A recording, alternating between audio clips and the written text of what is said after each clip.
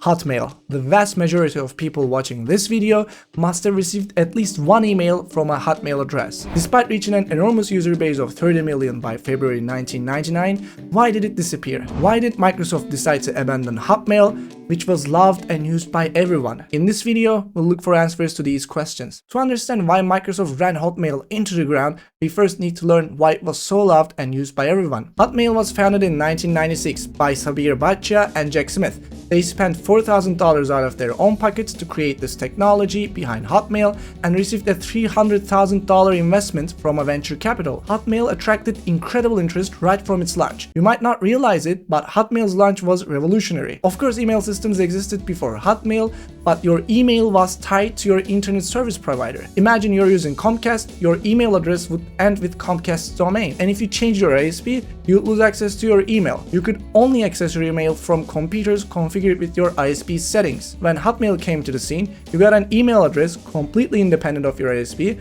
and you could access your emails from any computer through the website. Hotmail was one of the first to introduce webmail, and now you can better understand why people were incredibly interested in Hotmail. With Hotmail, you could choose your own username. Yes, before Hotmail, ISPs would assign users a nickname, which was usually just your ISP user number. It even gave you 2 megabytes of storage space. While 2 megabytes seems laughably small now, storage was expensive back then. 2 megabytes was a huge amount, and remember, you could create an account for free. Within 30 days of launch, Hotmail reached to hundreds of thousands of subscribers, and in its first 6 months, it had 1 million users. By December 1997, the total user count was 8.5 million. You know, ChatGPT, one of today's most used tools, reached 1 million users in 5 days and 100 million users in 2 months. Making headlines for breaking records. Considering there were 5.3 billion internet users in 2023, ChatGPT's penetration rate was 1.9%. In 1996, global internet usage was 36 million. Hotmail's penetration rate was 2.8%. Relatively speaking, we can say Hotmail gained users much faster. Everything was great up to this point, and things were about to get even better for Hotmail. In 1997, Microsoft wanted to buy Hotmail.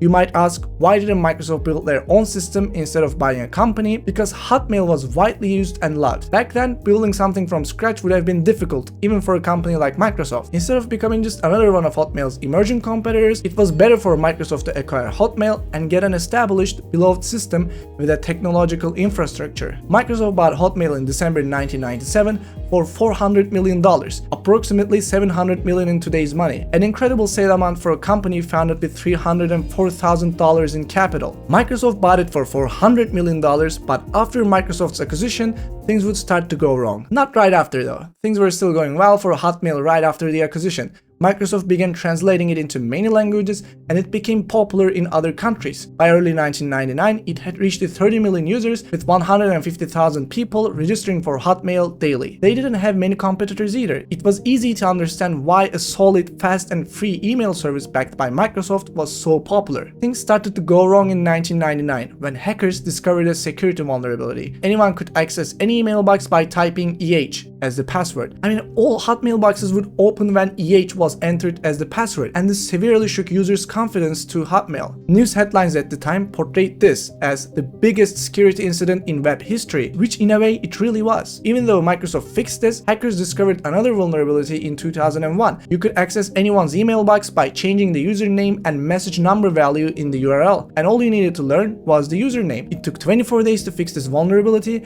and during that time, anybody could reach any inbox. The reason Microsoft was so poor and slow with the security at the time was because they were dealing with antitrust cases in 2001. The famous browser wars were happening due to the Internet Explorer being pre-installed on Windows computers. If you want a video about this topic, be sure to write in the comments. While dealing with Netscape versus Internet Explorer situation, they couldn't focus much on security. On top of all these security incidents, a new competitor emerged, Gmail. Released as a beta project in April 2004, Gmail offered 1 gigabyte of storage space. This was incredibly large for that time too, considering that a regular USB drive in 2004 was between 64 to 128 megabytes, 1 gigabyte was like a free space. Hotmail was still providing just 2 megabytes of space. Of course, Gmail's emergence pushed Microsoft to provide a better service. They quickly increased the 2 megabyte space to 250. While Google was regularly developing and updating Gmail, Microsoft was working on a new mail system internally. This new system, codenamed Kahuna, was supposed to be much faster, better, and more secure. However, completing this system took Microsoft 3 years. Unfortunately, 3 years is too long to improve a system, and Hotmail had another problem: spams. Many people were using Hotmail for spam purposes. Although Microsoft tried to block spam, they couldn't fully solve the problem. And in the next years, even though Microsoft made the service faster and compatible with browsers like Firefox and Chrome, progress was slow. For example, in 2009, it still didn't support Chrome browser. In 2010, Bing was added along with many features like one-click filtering, mailbox cleaning, access to Microsoft Office documents. But despite all of this, Hotmail's reputation had diminished. People had negative associations with Hotmail and didn't want to use it compared to the other alternatives. Microsoft General Manager Brian Hall said in a 2012 interview most people wouldn't look at Hotmail again and indicated they were uncomfortable having Hotmail next to their names. At this point, Microsoft thought a change was necessary and completely removed the Hotmail name, switching to Outlook. The entire design and mail service was renewed. With its new name, Outlook.com launched in July 2012 with a clean and modern design. The new address would be at Outlook.com, and existing Hotmail users could change their email domain if they wanted. Within 2 weeks of this change, 10 million people registered for Outlook. People were eager to use a new and beautiful webmail from Microsoft. It came out of beta in 2013, and that year there were 400 million Outlook.com accounts. Outlook had surpassed Hotmail's peak of 300 million. The reason was the excitement they created while rebranding the mail service. In the next years, Microsoft integrated Outlook with Skype, added IMAP support and third-party plugin capabilities. Then dark mode came, and since then there haven't been major changes for Outlook. Microsoft still owns the hotmail.com domain today, and if you type hotmail.com in your browser's address bar, you'll see it redirects to Outlook, and you can still get email with a hotmail.com domain. It hasn't completely died. I rarely receive emails from Hotmail, and it brings a smile to my face. Those who still use Hotmail can write hi in the comments. Speaking of how Hotmail evolved, the browser extensions evolved over time as well. I recently made a video where I show you my all-time favorite web extensions. These are the extensions that will help you greatly while browsing the web. To watch that video, you can click right here.